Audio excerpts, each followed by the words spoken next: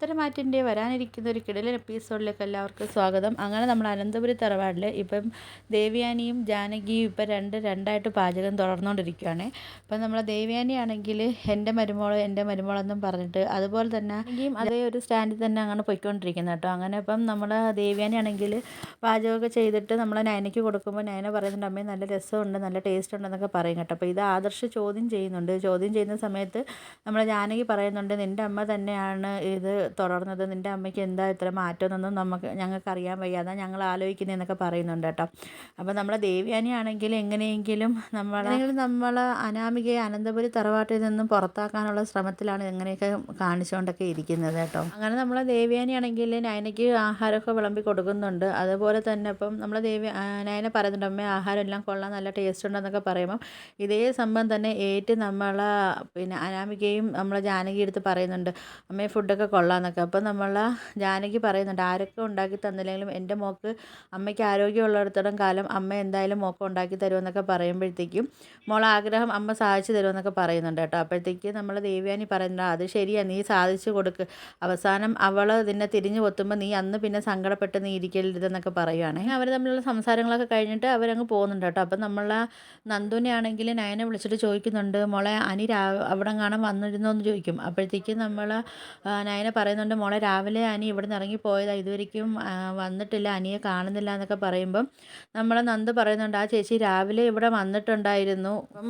നമ്മളെ നന്ദു നയനടുത്ത് പറയുന്നുണ്ട്, ആ ചേച്ചി ഇന്നലെ ആണെങ്കിൽ അനിയുടെ ഫോട്ടോ ഞാൻ നോക്കിയിരുന്നത് കൊണ്ട് അമ്മ എന്നെ ഒരുപാട് തല്ലിയും വഴക്ക് പറയുകയൊക്കെ ചെയ്തായിരുന്നു ചേച്ചി, അതുകൊണ്ട് ആ ഒരു ദേഷ്യമൊക്കെ എൻ്റെ മനസ്സിലുണ്ടായിരുന്നു. അങ്ങനെ അനിയെ കണ്ടപ്പോൾ ഞാൻ അനിയെടുത്ത് ആ ദേഷ്യമെല്ലാം ഞാൻ തീർത്തിട്ട് ഞാൻ അനിയെ പിടിച്ച് കഴുത്തി കുത്തി പിടിച്ചിട്ട് ഞാനാണെങ്കിൽ ഇങ്ങനെ അടിക്കാനൊക്കെ ശ്രമിച്ചു എന്നൊക്കെ പറയും.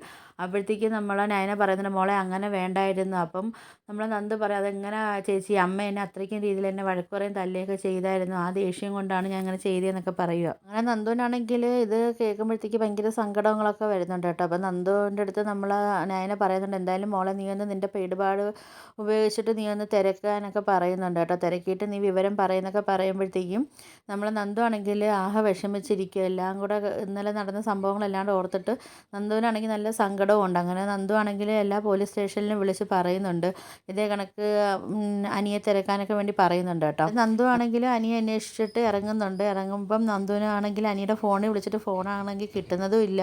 അപ്പം നന്ദു ഇങ്ങനെ പറയുന്നുണ്ട്, എവിടെ പോയതാണെന്ന് അറിയത്തതും ഇല്ലല്ലോ, മനുഷ്യനെയൊക്കെ ടെൻഷനാക്കാൻ വേണ്ടി എന്നൊക്കെ പറഞ്ഞിട്ട് നന്ദു ഇങ്ങനെ സങ്കടമായിട്ടൊക്കെ നിൽക്കുക. ഫോണും വിളിച്ചൊക്കെ കിട്ടാത്തതുകൊണ്ട് നമ്മളെ നന്ദു ഇങ്ങനെ ചിന്തിക്കുന്നുണ്ട്, ഇനി അനി എങ്ങാനും സ്റ്റേറ്റ് വിട്ടെങ്ങാനും പോയോ ഒന്നും അറിയാൻ വയ്യല്ലോ എന്നുള്ളൊരു ടെൻഷനിൽ നമ്മൾ നന്ദു നിൽക്കുന്നുണ്ട്. അപ്പം നമ്മൾ അനന്തപുരി തറവാട്ടിലാണെങ്കിൽ ഇപ്പം അനിയെ കാണുന്നില്ല എന്നുള്ള കാര്യം മൊത്തത്തിൽ പരന്ന് അറിയുന്നുണ്ട് കേട്ടോ. എല്ലാവരും ആണെങ്കിൽ അനി നന്ദുവിൻ്റെ അടുത്ത് പോയ കാര്യം അവിടെ സ്റ്റേഷനിൽ നടന്ന കാര്യമൊന്നും നമ്മൾ ജാനകി അറിഞ്ഞിട്ടില്ലായിരുന്നു. അങ്ങനെ ജാനകി ആണെങ്കിൽ സങ്കടത്തോടെ നമ്മൾ ജയൻ്റെ അടുത്ത് വന്ന് പറയുന്നുണ്ട്, ഇത് കണക്ക് പിന്നെ നമ്മൾ അനിയെ കാണുന്നില്ല എന്നൊക്കെ പറയുമ്പോഴത്തേക്ക് അപ്പം അജയൻ പറയുന്നുണ്ട്, ചിലപ്പോൾ എന്തെങ്കിലും ബിസിനസ്സിൻ്റെ ആവശ്യമായിട്ട് അവൻ എവിടെയെങ്കിലും പുറത്തോട്ടൊക്കെ പോയതായിരിക്കും എന്നൊക്കെ ഇങ്ങനെ പറയുന്നുണ്ട്. അങ്ങനെ എന്നിട്ടും നമ്മൾ ജാനകിക്ക് മനസ്സിനൊരു തൃപ്തിയും കാര്യങ്ങളൊന്നും വരുന്നിട്ടില്ല. ഇനിയിപ്പോൾ എന്താ സംഭവം, എന്താണ് അനിക്ക് എന്ത് സംഭവിച്ചെന്നൊക്കെ ഇനി നമുക്ക് അടുത്ത എപ്പിസോഡിൽ അറിയാൻ പറ്റും. അപ്പം നിങ്ങൾക്ക് എൻ്റെ വീഡിയോസൊക്കെ ഇഷ്ടപ്പെടുകയാണെങ്കിൽ ഒന്ന് ഷെയർ ചെയ്ത് സബ്സ്ക്രൈബ് ചെയ്ത് ബെല്ലൈക്കൺ കൂടെ ഒന്ന് എനേബിൾ ചെയ്തൊന്ന് സപ്പോർട്ട് ചെയ്യണേ.